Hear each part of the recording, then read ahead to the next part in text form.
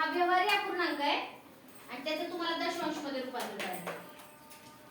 सांगा कसं करायचं? त्याचा छेद किती आला पाहिजे? 4 च्या जागी 10 तर आला पाहिजे किंवा 10च्या पटीतली संख्या तर आली पाहिजे. मग 4 ला किती न गुणल्यावर 10 येऊ शकत नाही. मग त्याच्या पुढची संख्या सांगा. 10च्या पुढची संख्या पटीतली 100. मग 10 ला किती न म्हणजे किती न गुणावं 4 म्हणजे 4 ला म्हणजे त्याचं उत्तर 100 करेल किंवा 10 तरी 25 चोक 100 पाडेपाठ पाहिजे. त्याच्यासाठी आपले पाडेपाठ पाहिजे. मग बघा 1 आणि 4 ला जर मी 25 न गुणलं तर खाली 25 न गुणलं म्हणून वर पण 25. तुम्हाला दिसतंय का रे? तिकडे लक्ष द्या जरा. 25 एके 25 आणि 25 चोक 100. मग मला सांगा बाळांनो याचा छेद किती झाला? म्हणजे 10च्या पटीतली संख्या आली का?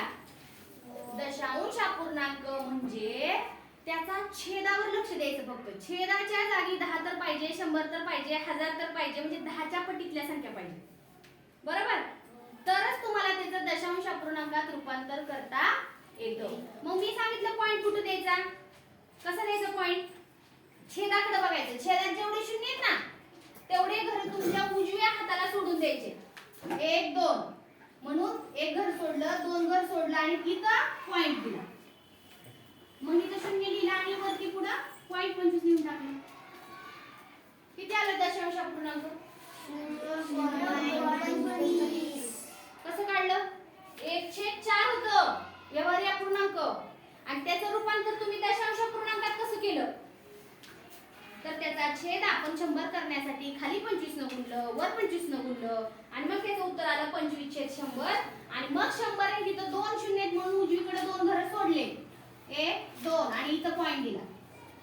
आणि नुसतं पॉइंट 25 पण चालतं पण आपण शून्य लिहितो. हे व्यवहारी अपूर्णांक आणि हे दशांश अपूर्णांक. किती जणांना समजलं?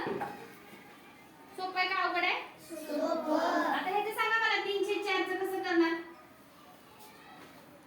4 ला 25 ने 4 च्या जागी 10च्या पटीतली संख्या म्हणजे 100 आहे. आता 10 तर येऊ शकत नाही. मग काय येईल पुढं? 100 येण्यासाठी काय करावं लागेल? वर पण आणि खाली पण गुणाकार. 25 चोक 100 खाली 25 न गुणलं म्हणून वर पण 25 न गुणलं.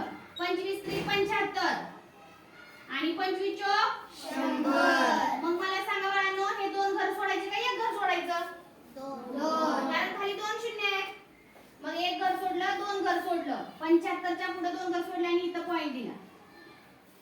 किती आलं उत्तर दशांश अपूर्णांकाचं? 0.75. हे झालं दशांश अपूर्णांक आणि हे झालं व्यवहारी अपूर्णांक.